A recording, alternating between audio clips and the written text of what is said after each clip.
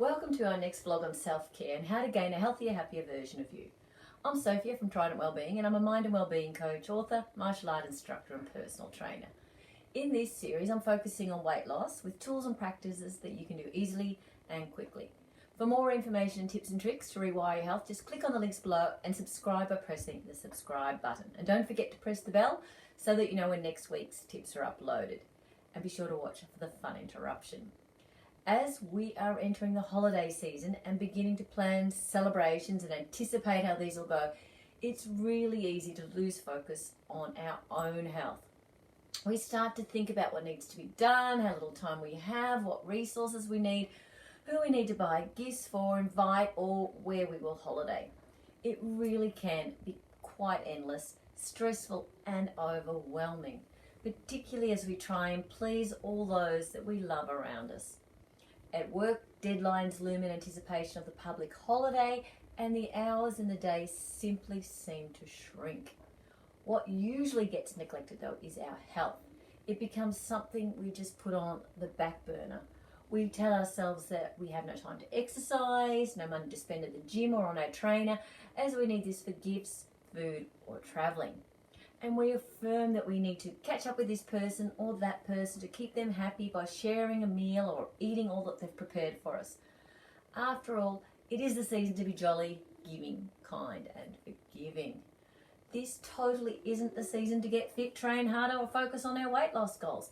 Clearly, as this is the next 2 months of usually overindulging, making excuses and then planning to start the new year all clean and do-goody.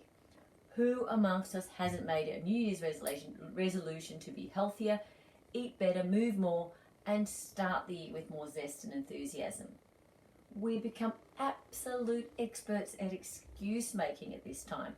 Yes, I know I am being somewhat harsh here in my language, but the truth of the matter is that there is a secondary gain that we find unconsciously and sometimes consciously.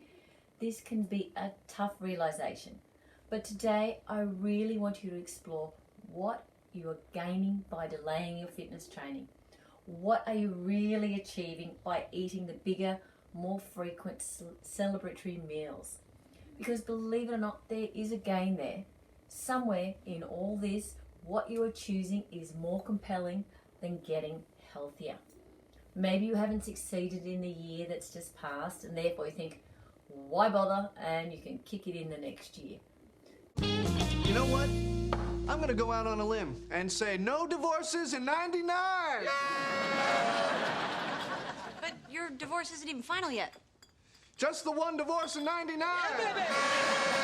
So although you might say to yourself and others that you want to be fitter and healthier or lose a couple more kilograms or pounds, your behaviour may not show that and the results are not being reflected.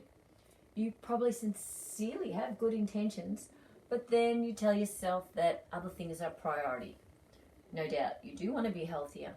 And today I want you to check in with what your secondary gain is that's holding you back.